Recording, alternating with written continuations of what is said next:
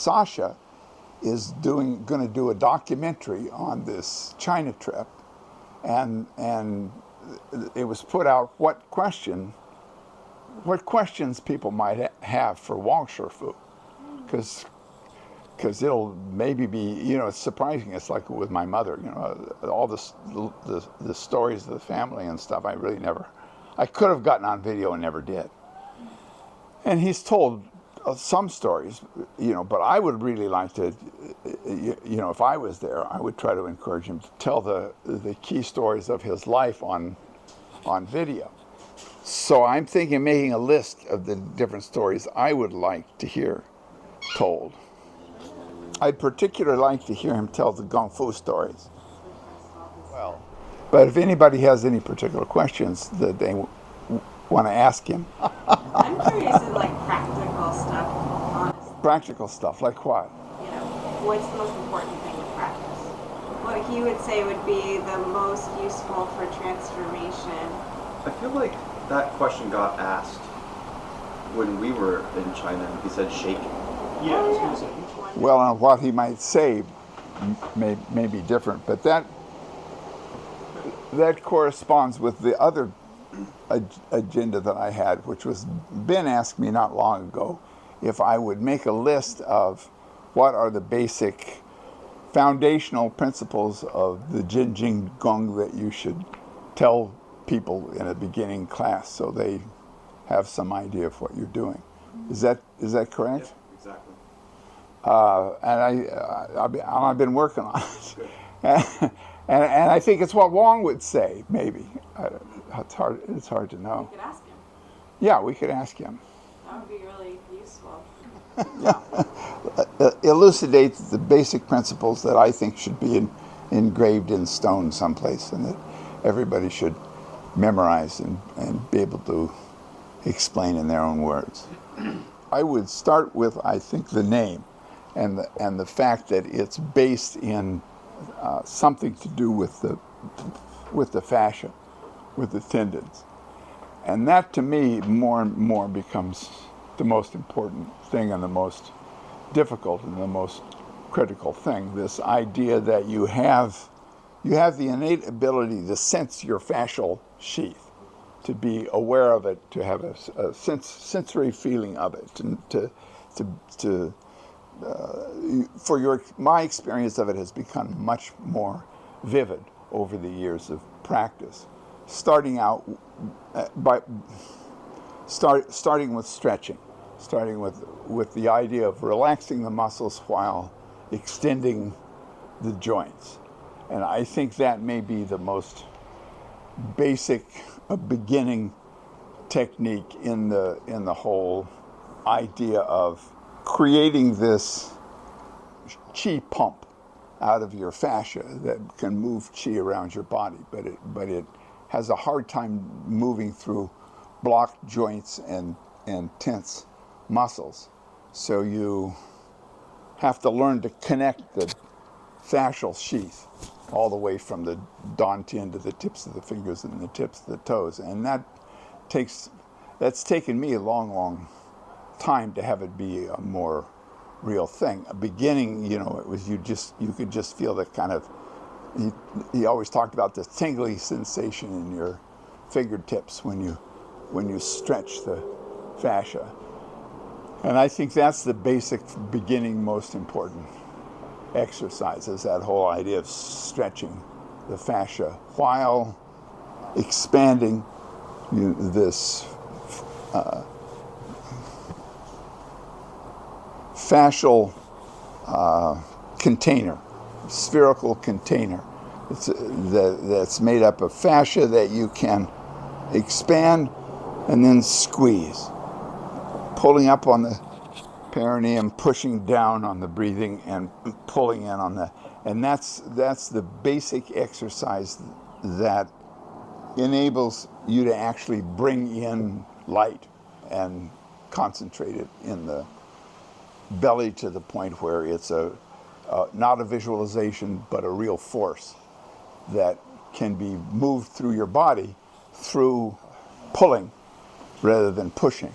So your fascia has to be to the point where it can move totally from the Ming Men pulling, so that the qi moves smoothly through your body. Yeah, and I think that is one of the foundational ideas, is that all movement originates from a spiraling out from there, and it's a pulling rather than a pushing. So And it spirals out from the Ming Men all the way to the fingertips. I picture the Ming Men as the back of the Dantian. Right. It's the gate right at the back of it. And the fact that you're squeezing into this point right by the Ming Men that then starts to move up through it.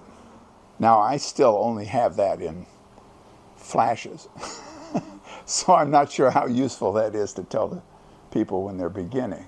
But I'm not sure you should talk to people who haven't experienced something like that originally. Oh, right, because we're speaking about talking to the beginning. Yeah, like, I mean, that was you know, if you're going to give ideas that are useful to introduce this to people, what ideas do you give them? And it's, you know, it's like my system has always been you give people a form and you give people a text to memorize in Chinese. It's a long shot. And you encourage them to ask questions relative to what's actually happened and what they want to know. So that's why I have a hard time talking about what I have experienced maybe that somebody else hasn't. I'm not sure that's a good policy. It is a good idea to have some way of explaining what you're doing to people that makes some sense. Well, and it's the same with books. Why I don't recommend that people read books, because you have an idea of what something's going to be like. You miss what you're actually experiencing if that's what you're looking for. And I think in teaching, it was hardest for me to subject people to that whole thing in the beginning. And now, you know, I can't really do shaking by myself unless I'm really messed up and haven't been with people for a long time. It works so much better in a group. And it's actually the most therapeutic thing, you know, like asking Wang, what's the one best thing? I think he would say shaking, because it's the most therapeutic. If you're not going to do anything else, you can best nurture your body by shaking and going through every part, because it's really connecting your consciousness to the sensations that are coming from the inside of your body, which I think is the beginning of both internal alchemy, self-healing, as well as being able to connect with the inside of other people's bodies. I think it may be the most esoteric thing that Li Jie taught, was the shaking. The more I read about Taoism, this is kind of what they're doing a lot, but they do it all sitting.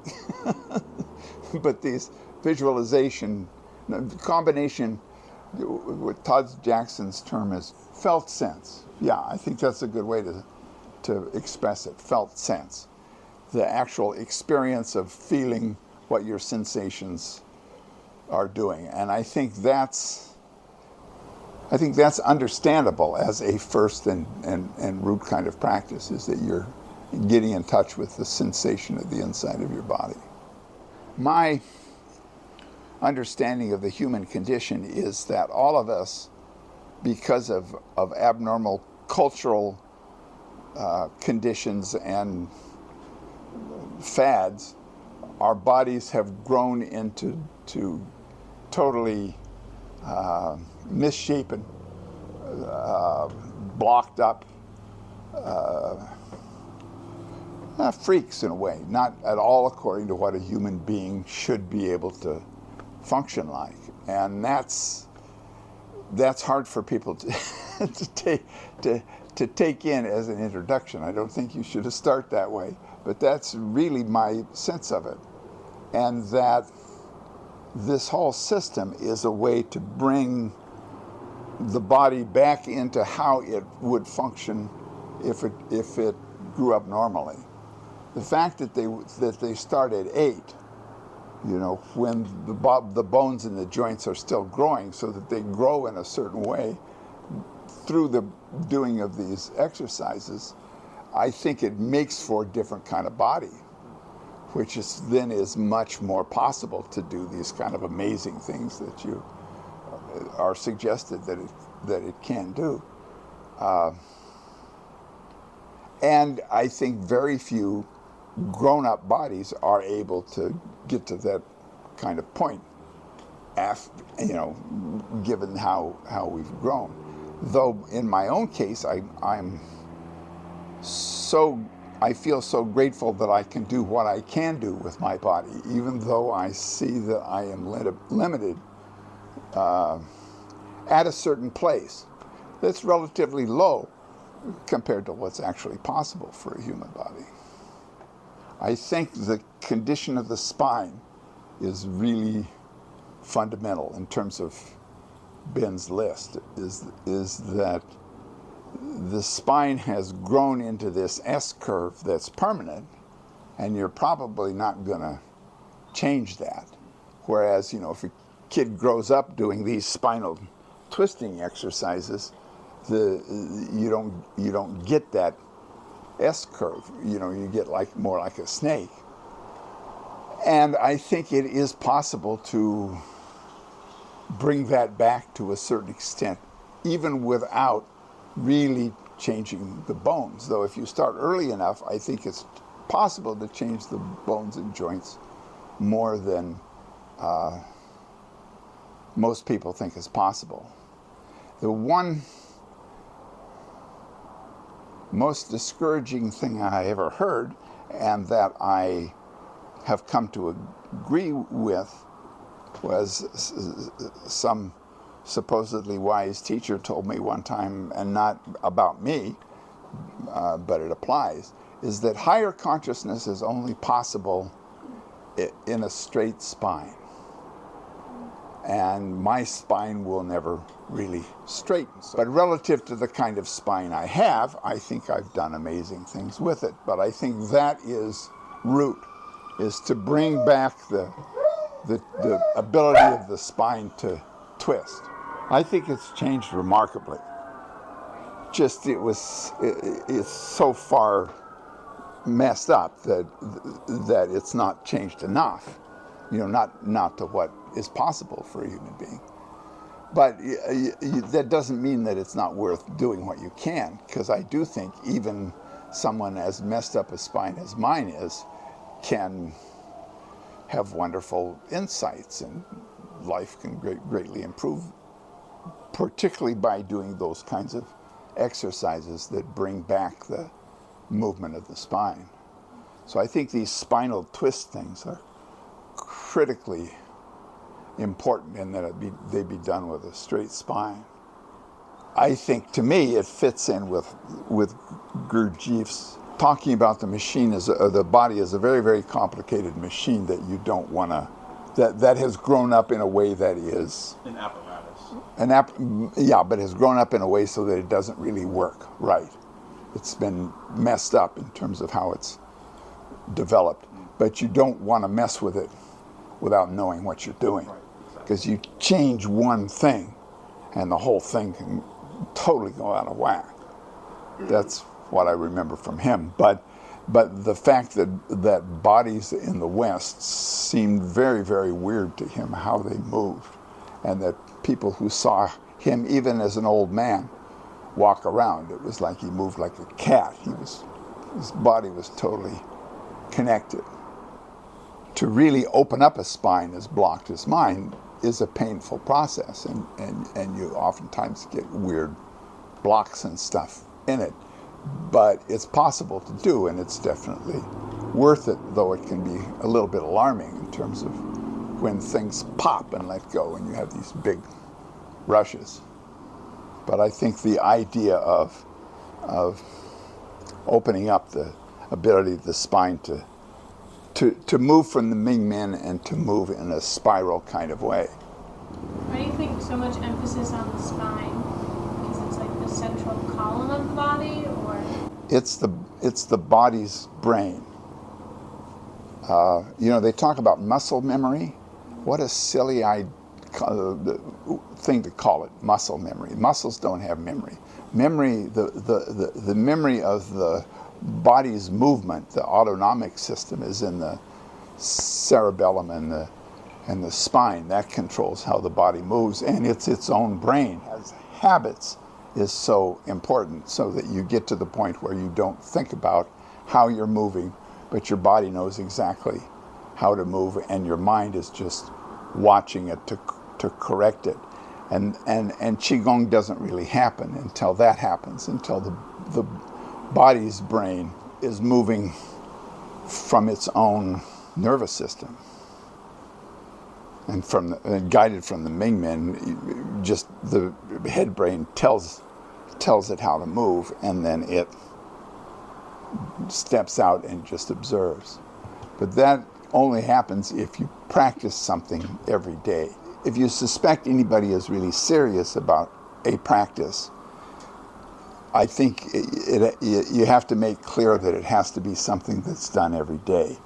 It's fine if people come once a week, and it's good exercise, and there's nothing wrong with it. But if you're going to actually do something that makes some sort of permanent transformation within your fascia, that has some sort of real effect on pulling in chi, pulling in life force, then you have to do it every day, and you have to figure out a way to engineer it to be the best time of every day. And a person has to have the will to create that in their life for anything really substantial to happen. And there's all kinds of tricks to do that. I think that it's important to figure out and learn. Very few people have the will to just do that from the way their lives are when they start out. But to be with a group of people who were also practicing, that you connected with like once a week or so, that was a big help. And things like making a place to do it that is for that purpose helps. Figuring out a way to schedule your time so that you do have half an hour anyway. That's the hardest part. Because something in your brain thinks that if you're not doing anything, you're wasting time, and will tell you should start doing something.